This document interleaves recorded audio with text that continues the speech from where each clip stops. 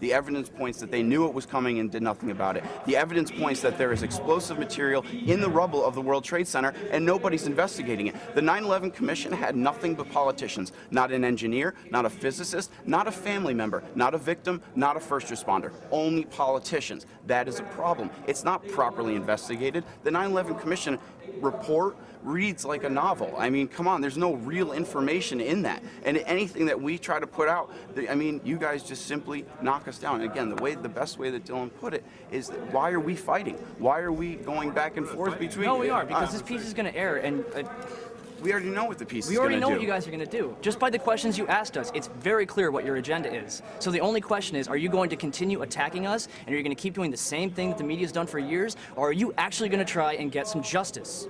I'm curious, though. Did you start with a conclusion and work backwards to get? Absolutely not. No.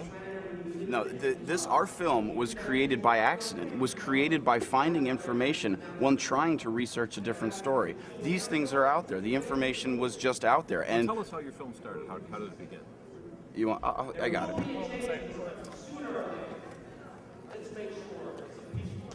Good emotion.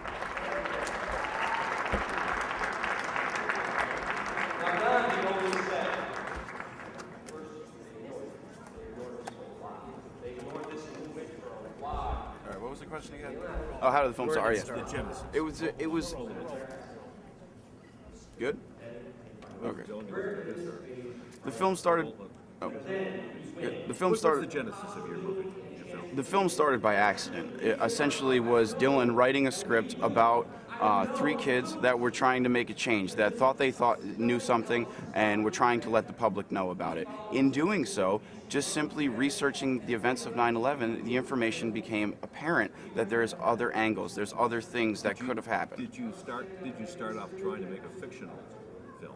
We did start off trying to make a fictional film, yes, and it transpired into finding the information that we did. And again, I didn't believe this when I first, I was in the military. My first day of basic training was September 11th. I was gung ho. I was go to war, let's get the terrorists. But with the overwhelming amount of evidence that I've seen that's come across my desk, it's very hard to just to digest the 9/11 Commission report.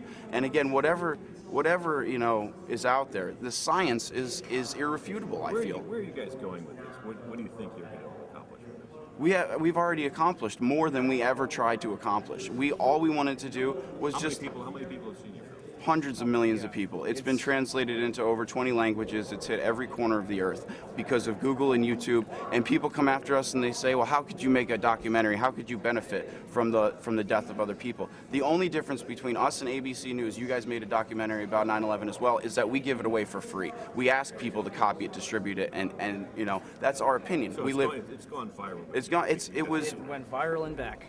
Absolutely. I mean, it has its own life, and we're not trying to accomplish anything else. At this point, I'm going to college. Dylan's trying to take off and do the things in the video industry his own way. He's shooting music videos. I'm trying to get my college degree. We've moved on with our lives, and we come to these events to support the people that are actually doing the work. This is actually the first time we've been to a conference together in over 6 months. I mean, maybe longer, because again, I mean, we did our job. We made the movie. It's out there. It's not the job of the young filmmakers anymore. It's the job of ABC News to actually investigate 9/11 and actually try to get some accountability.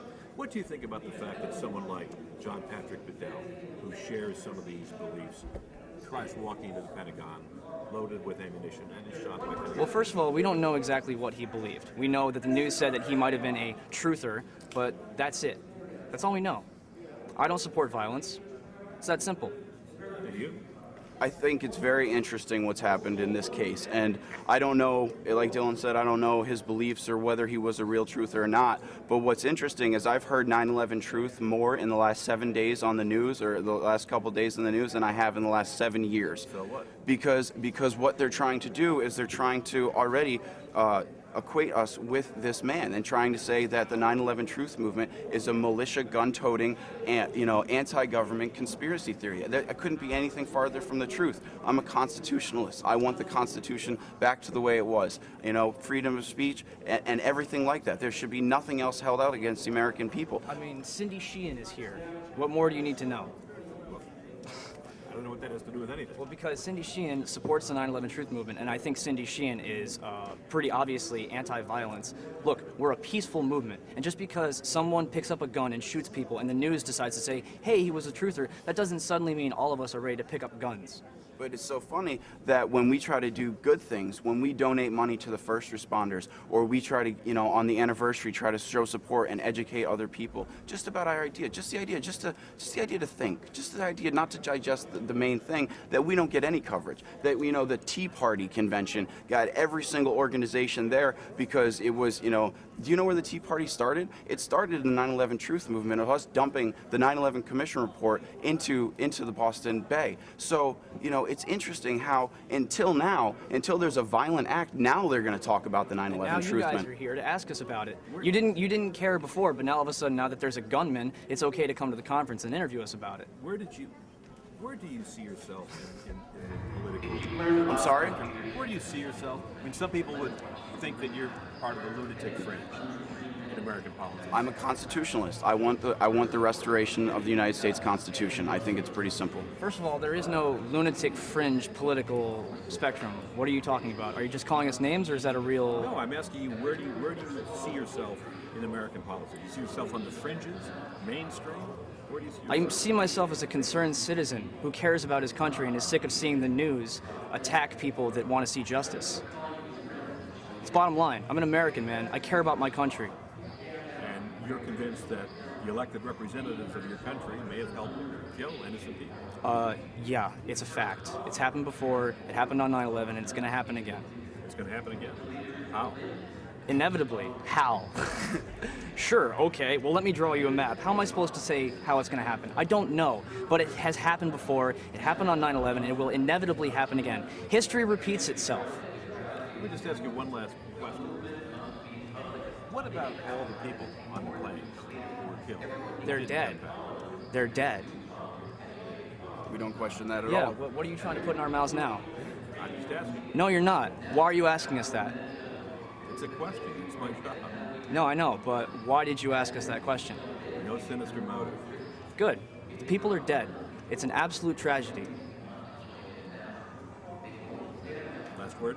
I appreciate you guys coming to the conference. I urge you to listen to some of the speakers that have come in here. And if you want to talk about some technical information, Richard Gage is going to be up there soon, giving his, the architects and engineers rundown of their latest findings and everything like that. I urge you to stay and just listen and just watch. And again, we're just two young guys that made a movie that went viral on the internet. It was an accident.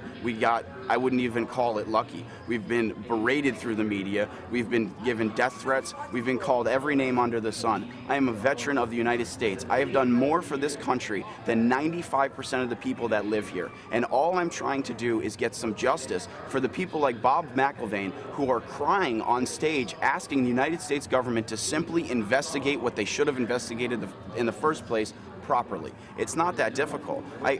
What's the next movie about? We're not making any more movies. There's no more documentaries. We don't want to do this. We don't want to be the ones out here saying that 9/11 is an inside job, but somebody's got to do it. And I've stood up before, I will do it again, and I don't care. You want to call me a name, you want to call me whatever, go for it. I'm going to still be here. I'm going to be doing the same thing I've been doing for years because I know that I'm a good person and that I'm doing the right thing. Let me ask you an honest question. Are you going to do a sit-down interview with Bob McIlvaine? I don't know. So that's a no. I would urge you to do See, that. that's the thing. You're here to interview us, but you're not here to interview a family member. Why is that? Why is that? I'm curious. I told you I don't know. You don't know. You're the producer, aren't you? No, I'm the reporter. You're the reporter? Well, why can't you at least sit down with Bob McIlvaine and interview him just for the hell of it? I'm not sure. I would urge you to. You- This has been a because very you're emotional interview. Because you've actually been here. You've had an opportunity to speak to all these people that could actually talk to you about the loved ones they lost, the actual pain and grief that they've had to go through. And instead, you're sitting here interviewing us. So why is that?